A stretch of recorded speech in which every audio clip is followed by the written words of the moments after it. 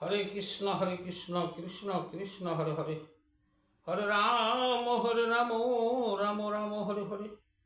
জয় গুরুদেবের জয়, জয় রাধাকৃষ্ণের জয়, জয় গৌরনীতাই সীতানাথের জয়, জয় সকল ভক্তদের জয়। হরে কৃষ্ণ। আজ আমি যে আলোচনা নিয়ে আসছি তা হইল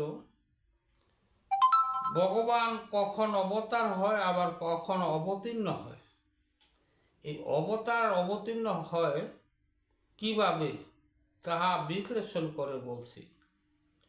পরমেশ্বর ভগবান যোগে যোগে অংশরূপে অবতার হয়। যেমন সত্যযুগে শিলারূপে অবতার হয়েছে, ত্রেতাযুগে রামরূপে অবতার হয়েছে, দাপর যুগে শ্রীকৃষ্ণ রূপে অবতার হয়েছে। কলির অবতার এখনো হয় নাই। কলির শেষে কল্কি দেবরূপে অবতার হবেন। এখন প্রশ্ন হলো, তবে মহাপ্রভু কি অবতার না? আসলে অবতার না, আসলে ঠিক। কারণ যুগে যুগে ভগবান একবার অবতার হয়। যদি মহাপ্রভু যদি অবতারই হয় আবার কল্কি অবতার হইব, তাহলে এই কলিতে দুইবার অবতার হয়ে যায়। তাই মহাপ্রভু অবতার নয়, সে অবতীর্ণ। এখন অবতার অবতীর্ণ এর মধ্যে পার্থক্যটা আমি বলতেছি।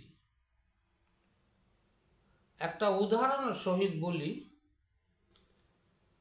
আমাদের পরিবারে যদি কেহ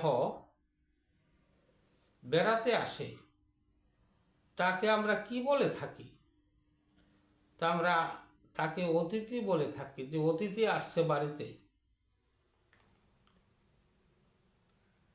কারণ তিনি কিন্তু বলে কহে আসে নাই। কোন দিন কোন সময় আসবে এরকম নির্ধারণ করে আসে নাই, তাই সে অতিথি। অর্থাৎ যার কোনো তিথি নাই, তিথি ছাড়া আসছে, তাই তাকে অতিথি বলা হয়। তেমনই নারায়ণ, রাম, কৃষ্ণ এরা কিন্তু বইলা কহে আসে নাই। তারা আসছেন কিভাবে? যখনই এই ধরাতে দুষ্টের দমনের জন্য, সৃষ্টির পালনের জন্য এবং ধর্মকে পরিচালনা করার জন্য তারা আসছেন। তাদের নিজের ইচ্ছায় বা পৃথিবীকে রক্ষার জন্য সে আসছেন। তেমনি তারা কিন্তু অবতার রূপে আসেন এক অংশ নিয়ে। যখনই ভগবান অবতার হয়, তার এক অংশ নিয়ে সে এই ধরাতে অবতার হয়ে যায়। এখন আমরা বলতে পারি গৌরাঙ্গ মহাপ্রভু সে অবতীর্ণ কিভাবে?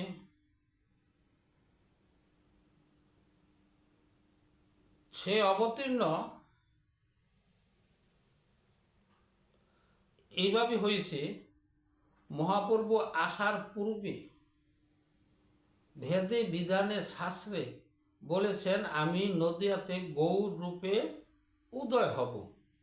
সে কিন্তু আগেই বলেছেন। সে জীব উদ্ধারের জন্য প্রেম ভক্তি নিয়ে এসেছেন এবং ভক্তের আহ্বান নিমন্ত্রণে তিনি এসেছেন।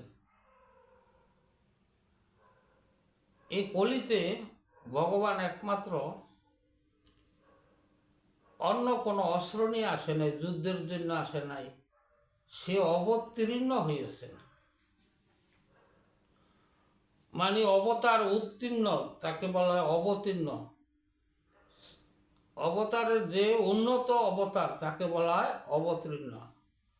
তাই গৌরাঙ্গ মহাপ্রভু কিন্তু অবতীর্ণ। তাকে যে আহ্বান করা এনেছেন সে তো এইভাবে আসে নাই। কে আহ্বান করছেন? অদ্বৈত প্রভু গঙ্গা জল তুলসী দ্বারা আহ্বান করে যে মহাপ্রভুকে নিয়ে এসছেন এই ধরাতে। তাই সে বিশেষ অতিথি। আমি এর পূর্বে বললাম, যারা কোনো দিন তারিখ ছাড়া যারা আসে, তাদের ইচ্ছায় তারা যখনই আসে তাকে বলা হয় অতিথি। কোনো দিন নাই, তারিখ নাই, সময় নাই, কোনো তিথি নাই, তাই তাকে অতিথি বলা হয়। আর এই জন্য অতিথি, যেমন অবতার ভগবান এইভাবেই আসছেন, তার ইচ্ছায় সে কৃপা করে এসেছেন।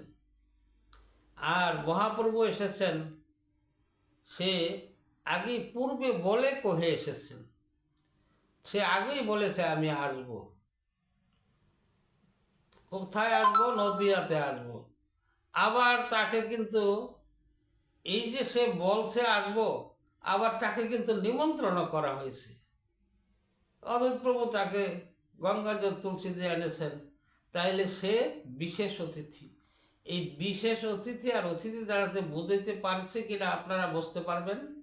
তাই সে অবতীর্ণ, বিশেষভাবে অবতার হয়েছেন। এখন আমি যে আলোচনার যে ভগবান কখন অবতার হয় এবং কখন অবতীর্ণ হয়, এই আলোচনায় যদি কোনো ভুল ত্রুটি হয় আমাকে ক্ষমা দৃষ্টিতে দেখবেন। আমি অতি নগণ্য, আপনাদের কৃপায় যাই বলছি, আপনারা ক্ষমা করবেন। আর আমার চ্যানেলটি যদি ভালো লাগে আপনারা সাবস্ক্রাইব করবেন এবং লাইক করবেন। এটা আপনাদের অভিরুচ, এটা আপনাদের প্রতি আমার অনুরোধ রইল। হরে কৃষ্ণ কৃষ্ণ কৃষ্ণ হরে হরে, হরে রাম রাম রাম হরে হরে। জয় গুরুদেবের জয়, জয় রাধা কৃষ্ণের।